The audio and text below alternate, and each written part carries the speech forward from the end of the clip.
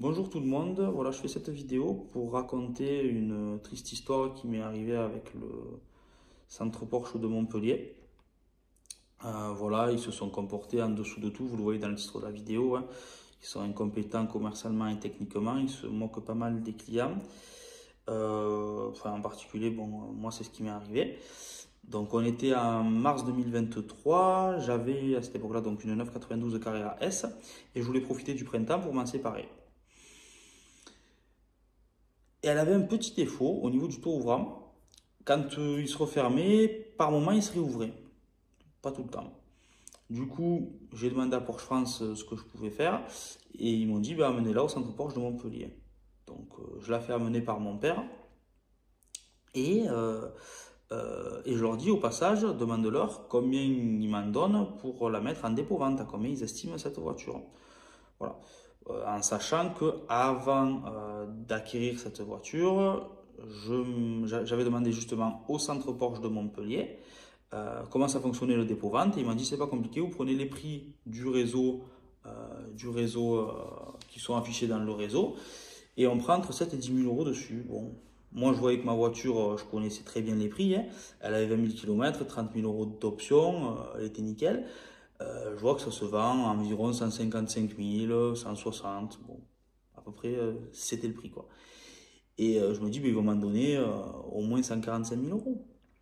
Mon père, quand il revient, bon, déjà, le premier tour ouvrant, il n'était pas résolu. Voilà, ils n'étaient pas arrivés. Bon, bref. J'avais toujours le même problème, donc j'étais pas super content. Et il me dit, ben voilà, il t'en donne 110 000 euros. Moi, je dis 110. Mais tu es sûr, tu as bien compris ce qu'ils t'ont dit? Il me dit, oui, oui, 110. Bon, lui, il maîtrisait pas trop les prix. Puis ça reste dans ma tête, quoi. Au bout d'une semaine, 10 jours, il me dit, c'est pas normal. Il y a un truc qui est pas clair. C'est absolument pas les prix. Je sais très bien, voilà. Et du coup, j'envoie un email au commercial pour qu'il me le confirme ça.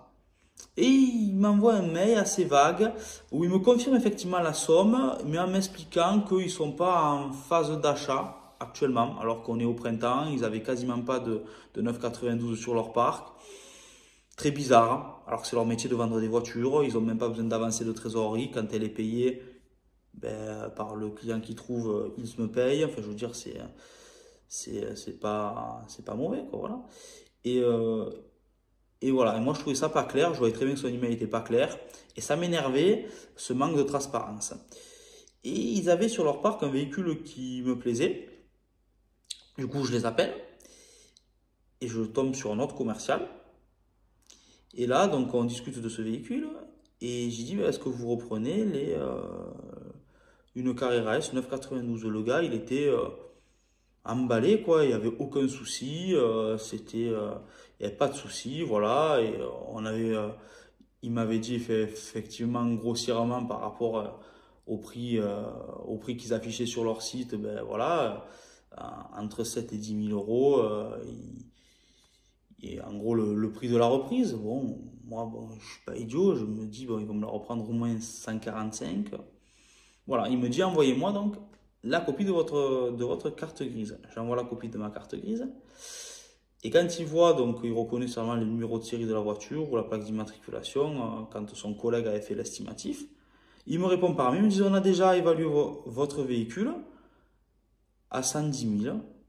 Mon collègue l'a fait, on reste sur cette valeur. J'ai dit mais attendez, c'est pas du tout le prix, enfin, c'est pas du tout le prix affiché, moins 7 à 10 000 euros. Enfin, je veux dire, vous m'enlevez plus de 40 000. Enfin, qu'est-ce qui se passe, quoi? Et il me renvoie un mail, non, non, mais on reste sur ça. Mon collègue il a déjà fait l'évaluation, etc., etc.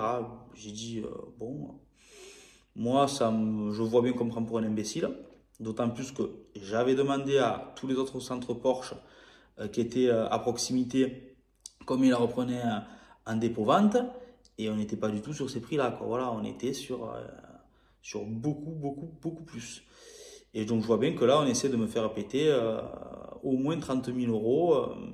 Mais c'est bizarre, je me dis, c'est quand même curieux. Bon, très bien.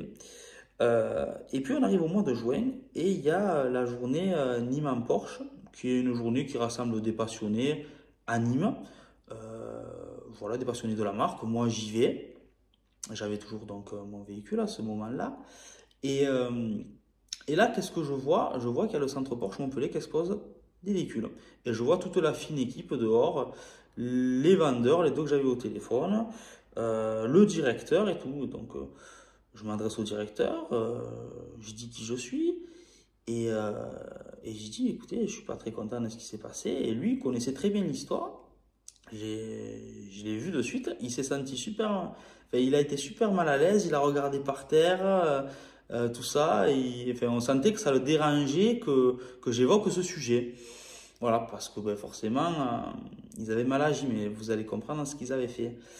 Donc, je discute avec lui pendant peut-être 10 petites minutes. Et il me maintient que 110 000 euros, c'est la valeur qu'il donne de ma voiture. Qu'en ce moment, il ne cherche pas à faire des reprises. Je dis, mais quand même, il y a quelque chose qui est bizarre. Dès qu'on sait que c'est ma voiture, le prix il chute. Tant qu'on ne sait pas que c'est la mienne, ben, on n'est pas du tout sur des valeurs comme ça. Tous les autres centres Porsche me la reprennent entre 30 et 40 000 de plus. Il y a quand même quelque chose qui est bizarre. Des centres Porsche qui sont dans la même zone géographique que vous n'avez pas un marché où vous les vendez des Carrera S comme la mienne à 120 000. Ça n'existe pas. Il n'y en a absolument pas sur votre site. Non, non, il me maintient, mais il est flou. Il me dit, en gros, il m'envoie pour ben, que j'aille voir ailleurs. Enfin, euh, il est flou, et moi, je sens très bien que c'est pas clair. Voilà. Et quand je suis allé à cette journée, il m'emporte, je suis allé avec un ami, et lui, pendant ce temps, il parlait à quelques mètres de moi au fameux vendeur qui en avait donné 110 000 euros. Et là, j'avais la vraie version. Voilà. C'est-à-dire qu'en réalité, ils avaient minoré la valeur du véhicule, tout simplement parce que ben, le taux ouvrant, ils n'arrivaient pas à le réparer, donc en fait, ils ne voulaient pas ce véhicule sur le parc occasion. Donc, leur méthode à eux, c'est on amoindrit de façon significative la valeur du véhicule, de façon à ce que le client ne soit pas intéressé pour se la faire reprendre autre chose, et du coup, ben, ils étaient tranquilles, quoi. Donc, en gros, c'est le centre Porsche. Voilà. Ils ne sont pas capables de réparer les voitures qu'ils commandent à l'usine. Et du coup, eh bien, qu'est-ce qu'ils ont comme méthode? Je trouve ça vraiment minable. Eh bien, en réalité, ils écrasent la valeur. Voilà, ils essayent. Voilà, si le client il accepte, ben, il se fait plumer complet. Et en réalité, ben, via ce petit tour de passe-passe, eh ben, ils esquivent le client. Voilà. Parce qu'ils ne sont pas compétents techniquement. Alors, au passage, je comprends qu'ils ne sont pas du tout compétents commercialement, parce que ce n'est pas du tout une façon de faire. Ils ne sont absolument pas transparents. Voilà, le directeur m'a menti pendant 10 minutes, les yeux dans les yeux, il mentait. Voilà, il me disait non, non, non, au lieu de me dire la vérité, de me dire écoutez, on n'est pas arrivé à réparer. Voilà. Forcément, c'est assez honteux parce que quand on vend des voitures à ces prix-là, qu'on ne soit pas capable de les réparer, c'est la honte. Moi, je trouve qu'ils se sont comportés en minable complet. Et mon ami, il m'explique tout ça sur le chemin du retour. Moi, j'entends ça. Franchement, j'étais super en colère. Je me dis, mais ils se sont vraiment bien payés ma tête. Voilà. Je vais leur envoyer un email en disant, voilà tout ce qui s'est passé. Est-ce que vous confirmez? Voilà, c'est-à-dire leur mauvais agissements, toute leur façon de se moquer du client, tout ça. J'envoie pas par mail, je dis ben voilà, je vous ai contacté à telle date, il s'est passé ça, vous m'avez dit ça, vous m'avez menti les yeux dans les yeux à cette journée Nîmes en Porsche. Vous confirmez ce qui s'est pas passé? Une semaine passe, pas de réponse. 2 semaines, 3 semaines, je crois qu'au bout d'un mois, pas de réponse. Je prends mon mail, j'envoie en recommandé. Voilà, comme ça ils ne pourront pas dire qu'ils l'ont pas reçu. Et forcément, ben là, ils le reçoivent. Et du coup, ils me répondent. Ils m'envoient leur petit recommandé en réponse. Voilà. Pour me dire,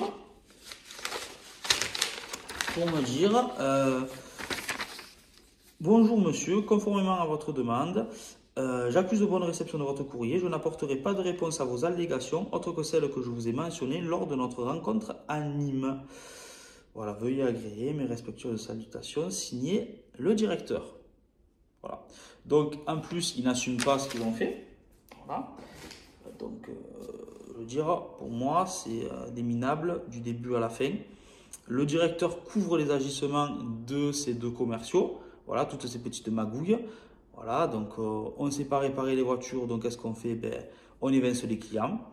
Je trouve ça vraiment minable. Depuis le véhicule, ben, moi je l'ai confié à un autre centre Porsche. Elle a passé tous les tests du Porsche Approuve. Voilà, j'ai même pas entendu parler du taux ouvrant, ça veut dire que ça doit être un simple réglage. Il n'y avait pas de souci particulier. Le seul problème qu'ils m'ont remonté, c'est un petit défaut à une jante, c'est tout ce qu'il y avait. Et depuis, la voiture a été vendue et pas du tout au prix qu'ils avaient indiqué eux, évidemment. Bien plus cher. Enfin, voilà. Et, euh, et voilà, donc c'est une vidéo voilà, pour les gens qui aiment la marque, de surtout pas aller là-bas, sinon, parce que là-bas, clairement, la passion de leurs clients, ils ne la respectent pas. Et ils prennent la passion et ils sautent à pieds joints dessus, ils en ont strictement rien à cirer. Voilà. Bon voilà, ben, j'espère que vous aurez que ma vidéo portera ses fruits et que le message passe à tous les passionnés de la marque. Voilà, bonne journée.